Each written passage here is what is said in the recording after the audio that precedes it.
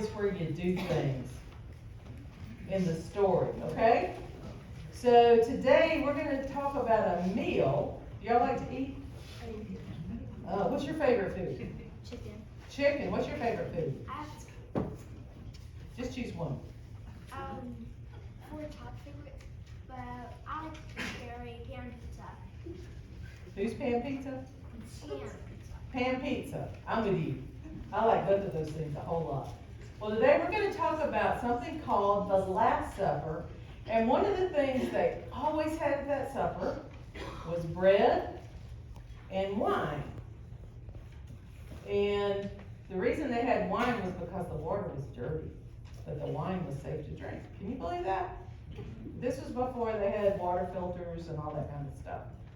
So, I'm going to tell, as I tell the story, Jesus had some very special things that he wanted his disciples to remember. So what I want you to do is when you hear me talk about a part of the body, I want you to point to that part of the body. So if I say eyes, what are you going to do? If I say knees, what are you going to do? If I say ears, what are you going to do?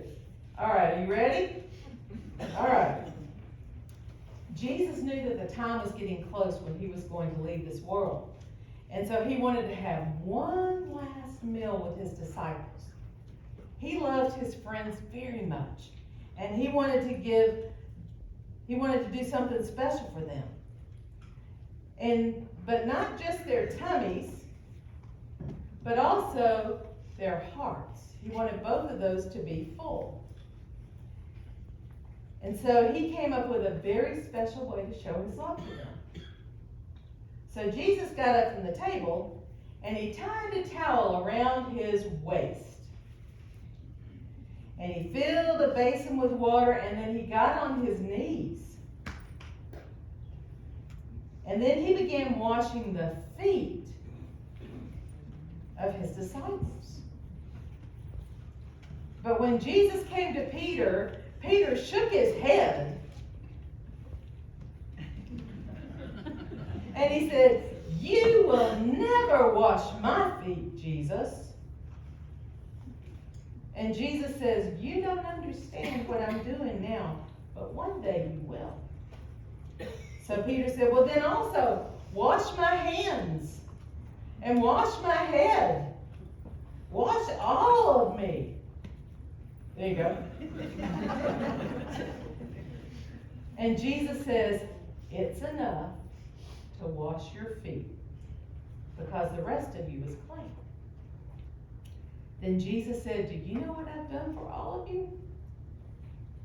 And the disciples were all ears.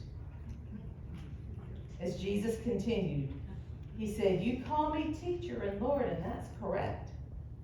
And if I, the Lord and teacher, have washed your feet, then you must wash each other's feet." And the disciples' eyes were filled with awe. And then he said, "I'm going to give you a new commandment tonight. Just as I have loved you, you must love each other. And this is how everyone will know that you are my disciples."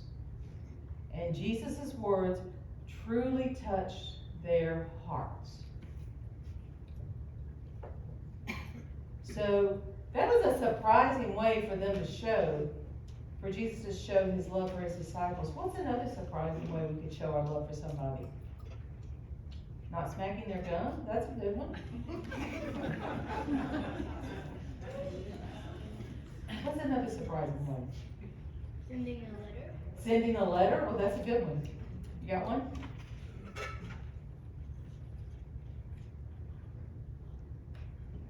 Being quiet sometimes? That's a great one. There's all kinds of ways that you can show love, right? It's all not just about, hugging is a good one sometimes, right? But sometimes loving is bringing flowers. Bringing flowers to somebody. Do you know that Mr. Jerry has brought some flowers? They're out there in the narthex or the gathering room, and if anybody has somebody special they want to take flowers to, he said, "Please take these flowers and let them know that you love them." I mean, there's all kinds of ways that we can show love, right? All right, so let's do our prayer together. You ready? Dear God, thank you for loving us. Thank you for loving us. Help us to remember Help us to remember there are many ways to show your love. there are many ways to show your love. Amen. Amen. Okay, Miss Mickey shows her love by doing children's church.